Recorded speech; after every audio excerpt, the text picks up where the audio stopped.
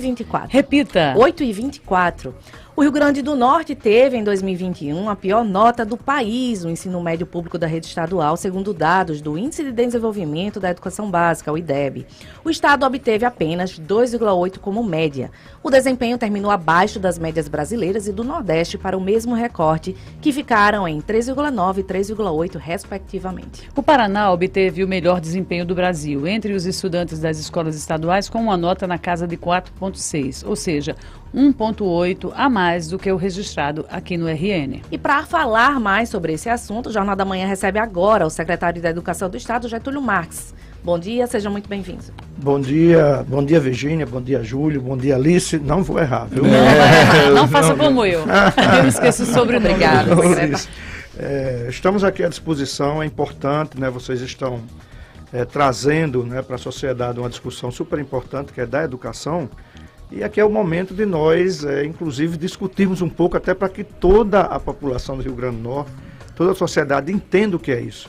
Até entenda também que as manchetes, às vezes, né, levam a um caminho. Ninguém está dizendo que a manchete não é verdadeira. Apenas estou dizendo que elas levam a um caminho que, às vezes, distorce um pouquinho o que acontece na realidade. Só para a gente começar logo por isso, tá bom? Então vamos lá, o senhor vai explicar. O senhor direitinho. confirma que o Rio Grande do Norte teve a menor média do IDEB do país, do Índice de Desenvolvimento da Educação, o senhor confirma? Confirmado, só para explicar o seguinte, quando a gente fala pior, não é? Que eu estou colocando a pior, menor. Lógico, não, é menor, pronto, a menor. A menor. Claro, e a gente tem comparando que... com todos os Não, é por estados. isso que a gente está querendo chegar aqui para ter essa explicação. Primeira coisa, quando a gente fala menor, pior, maior, significa o quê? Quando você compara coisas, né? Quem é maior? Sim, estado alcançou uma nota boa. Sim, porque... mas quem é maior? É uma laranja ou uma melancia? Claro que é a melancia. São duas coisas diferentes. Mas nós estamos falando de um medidor nacional. É por isso que eu vou falar desse medidor nacional, então, para que vocês entendam também. Qual é melhor numa hora em que a gente está com a pandemia, todos os secretários, se vocês tiverem o cuidado de olhar as notas dos secretários, do Conselho Nacional de Educação, do Todos pela Educação, da Undime, do Concede, do GEDUCA, que esses são jornalistas que acompanham só a educação, jornalistas pela educação. Todos eles dizem não deveríamos comparar esse IDEB que está se utilizando politicamente. Desde o começo do ano, nós temos notas que encaminhamos ao MEC, nós todos, não foi secretário não, inclusive do Paraná. E nós sabíamos, para você ter ideia, quando nós fizemos a última solicitação, o único secretário que pedia para divulgar dessa forma foi o do Paraná, que ele já sabia. E por que eu digo isso? O MEC, só para eu terminar e depois a Virgínia, olha, foi permitido, foi legal que a gente pudesse aprovar automaticamente, que é uma coisa que todos nós discutimos, que somos contra. Diversos estados aprovaram 100%. Aprovaram que fala aprovar de um ano para o outro, não reprovar os alunos. Eu digo o seguinte, aí qual foi o nosso caso? Eu me lembro porque, vou voltar, e abro já só um minutinho. Tá. Quando saiu a distorção, também a matéria era a mesma coisa. Pior, distorção não, o abandono, né? E é verdade, em 2021 tivemos 14, quando a média do Brasil foi, eu estou falando em abandono. Só que em 2020... que nós usamos o que o MEC, eu não vi ninguém dizer que o Rio Grande do Norte foi campeão. O abandono foi 0,6, sabe por quê? Porque havia uma distorção, uma permissão. Os estados que fizeram contínuo em 2020 se prejudicaram em relação aos que fizeram em 21, porque a apuração é agora em 21.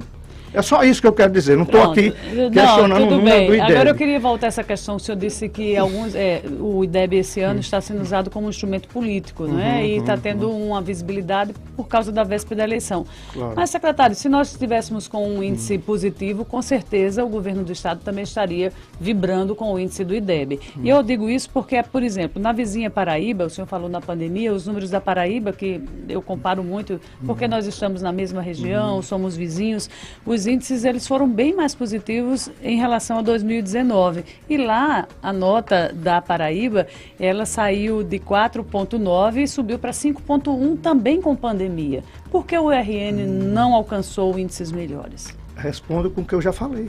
Pandemia colocou, não estou dizendo que o Rio Grande do Norte, só assim, o Rio Grande do Norte vem com esses indicadores, não é de hoje. Então, se a gente não discutir, vocês que gostam de história, tem que ler a história, tá? Então, em 2005 foi quando se iniciou o IDEB. O IDEB é para a gente colocar e cada um de nós, secretários, melhorar a qualidade da educação, que são indicadores importantes. Precisa ser reajustado, mas são eles. Sim. E o que significa isso? Tem um indicador, eles são 2 vetores. Um indicador que é pelo desempenho, que é a nota. Existe uma prova, né, do SAEB, que todos os estados fazem a prova, todos. E existe um indicador que é a progressão que eles tiram do censo escolar. Progressão é quantos alunos foram aprovados. O estado tem uma dificuldade há muito tempo, não é de hoje, de aprovar. Existe uma cultura de aprovar pouco. Então nós somos um dos estados que menos aprovam. Então mesmo que nossa nota, os alunos aprendam mais, nós reprovamos mais, né? É uma dicotomia. Então deixa eu dizer esse ano. Vocês pegam qualquer gráfico aí, eu tenho ele aqui para mostrar. Só 6 estados do Brasil, 6, cresceram em aprendizagem. Não estou falando em progressão, em aprovação não. Aí veja, o estado do Rio Grande do Norte foi um dos 6. E só 4 cresceram em português e matemática. O estado do Rio Grande do Norte foi um dos 4. São Paulo não cresceu, Santa Catarina... O que mostra que eu não posso comparar. Eu não vou me comparar hoje porque eu cresci 4. E Santa Catarina não cresceu. Como é que eu vou comparar se Santa Catarina está com um desempenho melhor do que o nosso há anos? Isso é uma distorção apresentada por aqui, desculpa, e porque nas notas eles diminuíram. Primeiro porque já estavam muito em cima, e nós estamos muito embaixo. Quem está embaixo sempre consegue crescer um pouquinho. Nós crescemos de 17 para 19, Virgínia, 18 pontos nessa prova, em aprendizagem. Continuamos em penúltimo. Nós éramos o último, quando a gente chegou em 2017, fomos para penúltimo. Nós éramos penúltimo, fomos para o terceiro entre os últimos e agora o antepenúltimo. Agora voltamos para o último, mas nessa volta aí, antes era comparável, porque todo mundo tirava as mesmas notas, tinha as mesmas condições. Agora teve estágios, eu não estou aqui discutindo que o IDEB deu o valor errado, não, deu o valor corretíssimo, é 2,8 dentro da regra. A regra é nota da prova versus aprovação. Minha nota, alguém que tirou a mesma nota minha, por exemplo, do Rio Grande do Norte, e colocou os 100%, não foi erro dos estados, foi uma prerrogativa que o Conselho deu. A gente não fez assim. Nós só aprovamos alunos que tinham realmente as condições de ser aprovados. Eu só estou dizendo isso porque todos os especialistas mostram, eu não estou falando da nota, eu estou falando da comparabilidade. De dizer que é melhor, é pior, esse foi terceiro, claro, o Paraná foi o primeiro. O Paraná foi o primeiro, dentro dessa lógica. A nota dele já era boa, caiu, agora, o Paraná desaprendeu, não pode. Como é que o Paraná desaprende? Caiu. Agora, como tinha 100% de aprovação, logicamente a nota ainda ficou bem acima dos outros. Secretário, muito se falou sobre a situação da gestão aqui da educação do Rio Grande do Norte durante o período da pandemia, principalmente sobre a morosidade no retorno das aulas. Eu queria saber, principalmente, a avaliação que o senhor fez sobre essa morosidade do retorno, se de fato o senhor concorda que houve essa lentidão, e também o que tem sido feito para recuperar o tempo perdido desses alunos. Júlio, primeiro assim, de novo, né, a gente teria que resgatar, por sorte, né, como eu sabia que vinha para cá, e vocês são jornalistas muito conceituados, eu tenho inclusive aqui, viu, Virgínia, a Tribuna do Norte de 2011, 2013, 2015, 2017, 2019, 2021. Leitor da Tribuna, né? Sou leitor, sim. E aí eu digo assim, e está dentro aqui no celular, mostrando o que ia acontecer e qual era a manchete de todos os anos. Sempre foi parecida com essa, sempre. Não é? Porque o Rio Grande do Norte vem muito mal. Vem muito mal. Não, claro, retrata a realidade, exato. E é isso que a gente quer mudar. Retratar essa realidade. Aí você faz agora uma outra pergunta interessante. Nós fomos um dos primeiros estados a voltar. E aí qual é a dicotomia? É entre a volta... Na volta no estilo presencial? Sim, nós voltamos, olha. Em julho de 2020 nós começamos a volta. Desculpa, de 2021. Em outubro de 2021... nós estávamos com os 100% dos alunos autorizados a voltar. Outubro de 2021. O que acontece? Estava autorizado, mas nem todos voltaram. E os professores também tiveram uma resistência porque cobravam aquele ciclo vacinal e teve também mas voltaram todos. Foi outubro, se você pegar... outubro de 2021. Só tinham 3 ou 4 estados. Se nós entramos na época, até antes dos outros, por que nosso IDEB foi tão ruim? Porque o senhor atribui muito à pandemia. Claro, mas é por isso que eu tento explicar. Veja outra dicotomia que aconteceu. Quem analisa, é por isso que eu estou esperando os microdados, tá? Para a gente poder ver o que é que aconteceu. Quem voltou antes, imagina, se prejudicou mais no IDEB. Sabe por quê? Porque como voltou antes, escuta como é, a gente voltou antes, E voltou, os alunos, voltamos, era para ser 100, mas os alunos não voltaram. Né? Uma parte dos alunos, por conta das questões da pandemia, não voltaram. De 300 escolas nossas, vocês imaginam, sabe quantas foram avaliadas no IDEB? 13, parece até uma coisa... 13 escolas, escuta, só 13 por quê? Porque tem que ter pelo menos 80% dos alunos em sala de aula. Então, nossas escolas que não conseguiram colocar isso à época... Não foram avaliadas. Não foram, então, por exemplo... Isso é uma prova que a gente não teve o ensino retomado. E não conseguiu retomar no presencial. Mas aí, não, ao contrário. Porque se foram 13 de 300 que tinham 80%... Pois é, mas muitas voltaram. Inclusive, eu tenho reclamação das escolas, mas meio 100% dos meus alunos estavam porque não apareceu o meu nome. Eu digo, eu vou esperar os microdados. Com certeza o diretor acha que tinha 100%, mas não tinha. O IDEB não ia fazer um erro desse. E aí não foi só aqui, não. Teve diversos estados que praticamente poucas escolas foram. Então, quando se diz a não comparabilidade, ninguém está discutindo, Virginia, a gente reconhece que precisa melhorar muito, não é pouco, não é muito, tá? Precisa melhorar muito. Mas discutir esses dados com efeito de comparação não serve por isso, eu estou esperando. Olha, os melhores médias nossas são as escolas, não só nossas, no Brasil todo, em tempo integral. Ontem, inclusive, saiu uma matéria mostrando que as escolas em tempo integral tem indicador superior. Eu tenho 59 escolas em tempo integral. Sabe quantas foram avaliadas nesse IDEB? Uma. Aí se diz assim, é porque não voltaram? Sim, é porque não conseguimos colocar 80%. A média do IDEB... Onde é que o Estado falhou que não retrouxe esse aluno para a sala de aula? Eu digo que há mesmo essa discussão, porque o aluno vai para a sala de aula no período da pandemia, e aí, de novo, o Estado falhou, os estados brasileiros. Você sabe que houve... queda de todos, né? Queda que eu digo do IDEB. Apesar de algum estar lá em cima, mas as médias todas foram diminuídas. Já que, como a gente já estava... As médias do índice completo, não da aprendizagem. O senhor disse que na aprendizagem... Na aprendizagem, só 6 estados cresceram. Só 6 estados apresentam aprendizagem positiva. Todos os outros, é um gráfico bem interessante de ver, que mostra as curvinhas dos outros todos para baixo. E 6 estados... Significa que eu vou ficar comparando? Não posso. Apesar de eu ter crescido mais do que o Goiás, do que o Ceará, eu não posso comparar a nossa condição com a do Ceará. Por isso que eu não quero comparar. Eu comparo conosco mesmo. Cometemos erros, como você diz. E que erros foram esses? Erros que não dependiam só da gente. Todos vocês diziam assim. Os alunos, né, às vezes a única refeição é aquela, não é verdade? Sim. Certo, é a da escola. Pois é. Mas vocês sabem quanto é que o governo federal, num dos melhores programas do mundo, que é o PENAI, faz 6 anos que não reajusta, 36 centavos por alunos. Aí para você trazer o aluno de volta, um diretor ele faz... o Estado complementou esses recursos? Não, aí, por exemplo, o Estado complementou e primeiro, passamos 4 meses brigando com o MEC para autorizar usar esse recurso, que era pouco, para fazer aqueles kits. Nós entregamos 10 milhões de quilos para os alunos, mas os alunos em casa, né? Logicamente, durante o período da pandemia. No retorno, eu estou colocando já a questão do retorno, que é uma das coisas que a gente precisa melhorar, e está aí a luta, vocês também estão acompanhando. Foi aprovado no Congresso aumentar esse valor, e não sei se vocês viram que o presidente vetou. O presidente Bolsonaro vetou o aumento da merenda. Eu vi ontem em Minas Gerais, numa escola pública, dividindo um ovo em 4 partes.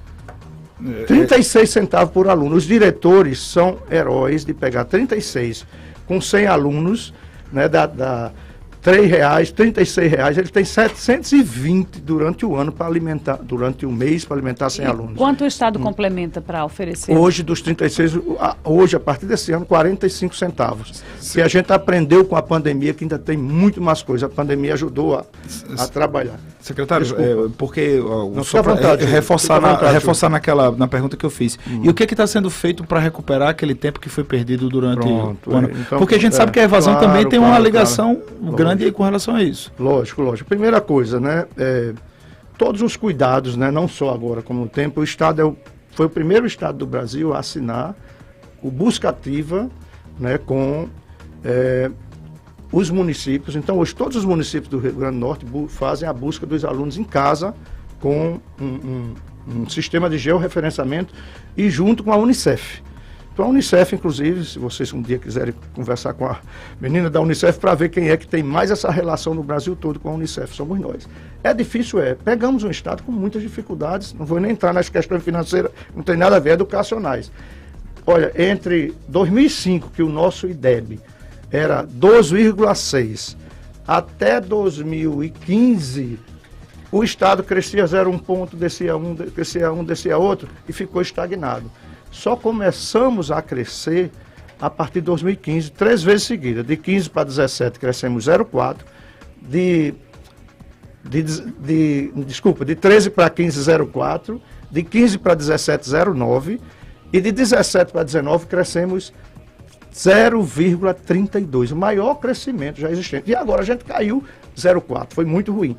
Em aprendizagem, nós crescemos 19 e agora 9. Então a gente continua crescendo em aprendizagem. Mas temos que tomar todos esses cuidados. Mas más condições, também outra coisa que é um mito, né? Quem usou tecnologia, quando a gente olhou, olhando estado a estado, não teve o resultado que a gente esperava. Usaram tecnologia, claro que era muito bom. Fala do ensino remoto? O ensino remoto. Eu pensei até que quem tivesse usado desde o começo, muita gente começou com a gente, não tinha dinheiro, mas teve estados que tinham e aplicaram a tecnologia, mas não conseguiram crescer no aprendizagem. Eu estou dizendo que é muita coisa para a gente analisar a partir disso, mas também sem comparar. Cada estado tem sua dificuldade.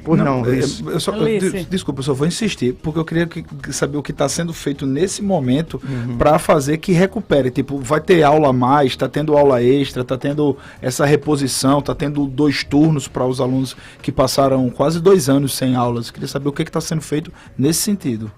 Nesse sentido, todas as escolas fizeram, não só agora durante a própria pandemia, um calendário específico a partir da avaliação diagnóstica. Os alunos, tem uns alunos que estão numa situação até razoável, para quem esperava uma pandemia com muito mais problemas. E tem outros numa situação muito ruim. Então esses alunos são separados em grupos, há um esforço para que os professores deem tarefas diferentes para alunos diferentes, porque se não fizer isso, você vai nivelar todos com uma dificuldade de aprendizagem que eles têm. Além de tudo, aí sim entra as tecnologias, mas não como aquele bicho que vai resolver o problema, né? Os professores estão recebendo notebook para poder até pesquisarem mais, as escolas estão sendo trabalhadas, internamente. Nós fizemos recuperação, apesar de dizerem também que a pandemia não foi feita, foram 270 escolas na pandemia. Usando tudo, são 400 escolas de ensino médio, ainda tem 200 que a gente está buscando recuperar. Pois por favor. Vamos falar, já estamos falando, né, da situação da pandemia. Um dos destaques das numerações do IDEB foi o estado do Amazonas, né, que ele subiu 4 posições no IDEB desde o início da avaliação nacional. E o programa do Amazonas começou em 2019, ainda já no comecinho da pandemia. E um dos destaques do programa deles foi a formação de professores. Eles criaram uma metodologia que facilitasse o aprendizado dos alunos.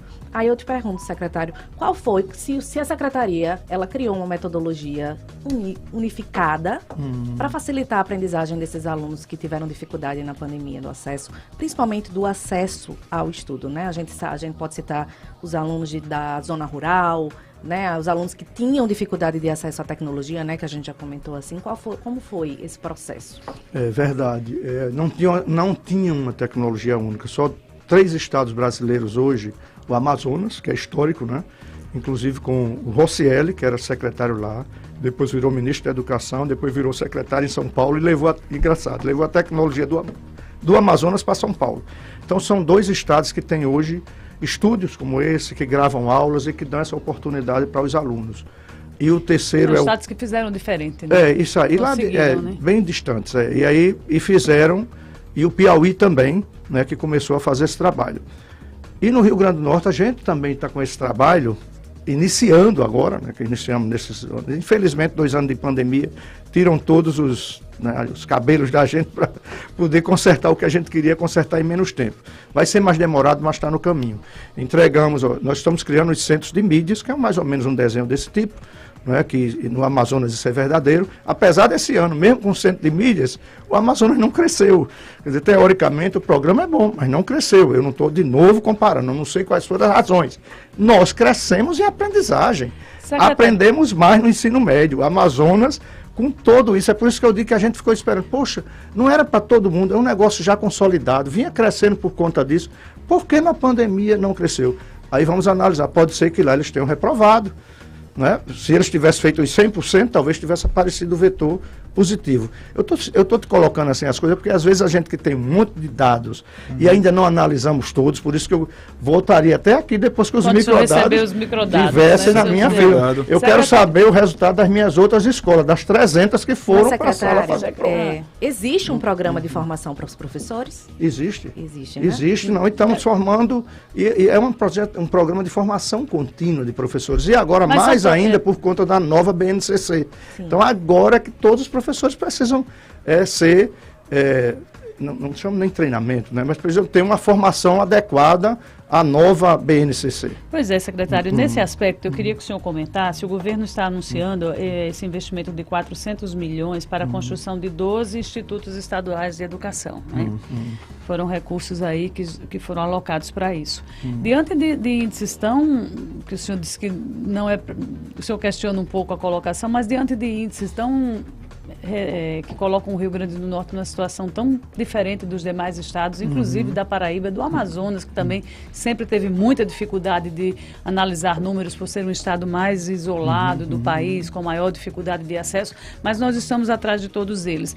Não seria o caso de se pensar em coisas menores, mas que trouxessem melhores resultados do que se partir para aquela velha estratégia de construir grandes obras, grandes centros, quando a educação ainda é capenga por falta de investimentos mais criativos, como, por exemplo, esse do Amazonas? Virgínia, eu tenho o maior orgulho de ter ido lá para Brasília em 2003. Não vou nem dizer quem era presidente, nem quem era, né? E aí, essa mesma pergunta sua eu tinha, inclusive, dentro da minha escola. Eu dirigia aqui o Cefet. Certo. Se dizia assim, no tempo de Fernando Henrique, está sucateado, etc. Mas criou-se uma política de que um dos pontos para melhoria, especialmente do ensino médio, que é onde a gente tem a maior dificuldade, seria a educação profissional. Isso parece que no Brasil é tranquilo, não é isso? Nós só tínhamos 140 escolas de educação profissional. No Rio Grande do Norte tinham 2, eu dirigia Natal e Mossoró. Voltei muito orgulhoso em 2016, quando aconteceu a mudança lá, tiraram a presidente Dilma, e nós temos 22 institutos federais.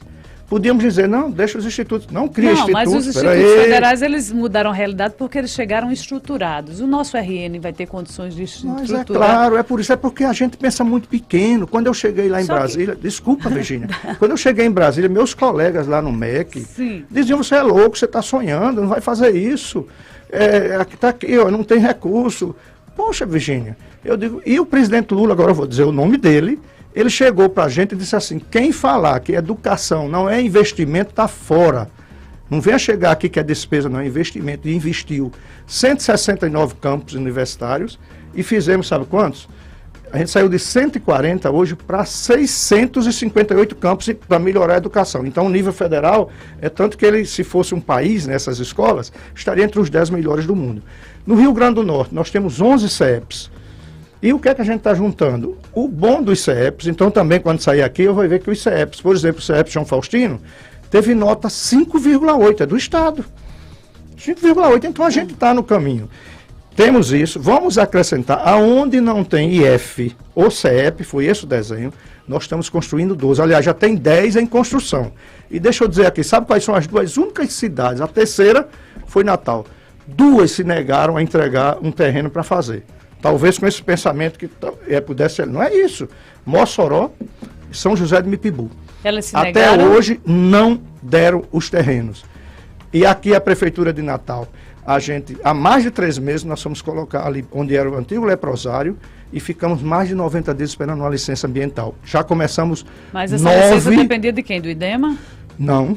Município. O município dá licença ambiental? Dá licença, sim, porque para a gente cortar alguma coisa lá tem. É só você ver aí. Olha, não recebemos, não é da prefeitura.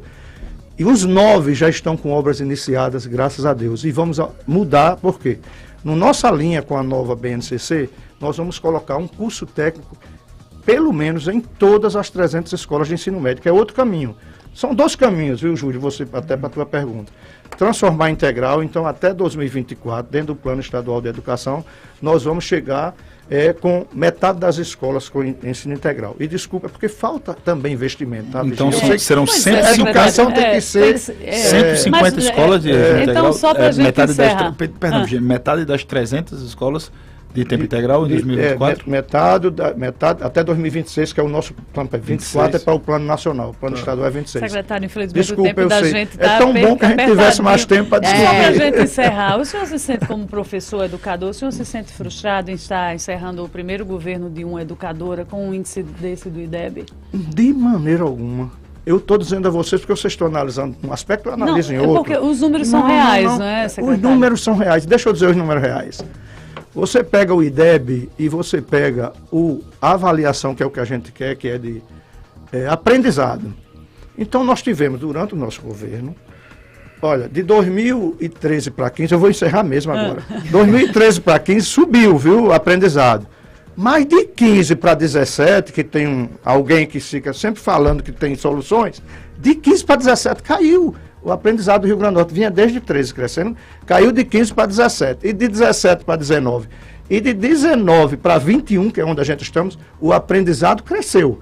O IDEB está lá, porque a gente não pode comparar, o IDEB é aquele mesmo. Mesmo com bom aprendizado, tivemos pouca aprovação, o IDEB é uma relação desses dois. E quando se compara com outros, volto a dizer, houve uma distorção por conta da possibilidade de aprovação automática. Mesmo quem cresceu menos, apareceu com o IDEB maior. Não estou aqui questionando o IDEB, não. Estou dizendo que eu não tenho nenhuma frustração, ao contrário. O que a gente está fazendo aqui vai mudar o Rio Grande do Norte e vocês vão ver. Isso não é, a educação não é coisa rápida, mas daqui a 5, 10 anos vocês vão ver o resultado do que você está fazendo aqui. Ok, secretário. Desculpa aí desculpa por eu ser tão enfático, viu, Virginia? É porque quando a gente acredita no que a gente faz, a gente tá. Conversar um pouco sobre esses números que nos chamaram muito a atenção, porque o IDEB sempre é o grande medidor da educação brasileira. Né? E até uma chance também para o próprio secretário falar sua análise dos dados. Obviamente, aqui ninguém é dono da verdade, a gente está para discutir. Nem eu. Isso mesmo, excelente esclarecimento. O senhor fica devendo voltar com os microdados. Sim. Vou pedir um telefone flip aí.